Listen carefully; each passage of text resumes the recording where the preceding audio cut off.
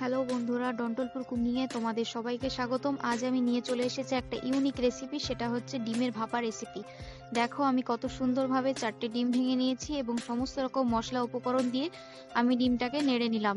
এরপর দেখো একটা টিফিন বাটিতে তেল মাখিয়ে সেটাতে আমি ডিমের সেরাটা ঢেলে দিলাম এবং সেটাকে ভাপাতে দিলাম। এখানে একটা মিক্সিং জারে মশলা বেটে নিচ্ছি এবং জিরে এবং পানি দিয়ে মশলা তৈরি করে নিলাম। এখানে দেখো আমার ডিমের ভাপাটা রেডি হয়ে গেছে, এই জন্য আমি পিস পিস করে কেটে নিয়ে হালকা তেলে ভালোভাবে ভেজে নিচ্ছি। ভালোভাবে ভেজে নেওয়ার পরে দেখো আমি এখানে মশলা কষিয়ে নিচ্ছি।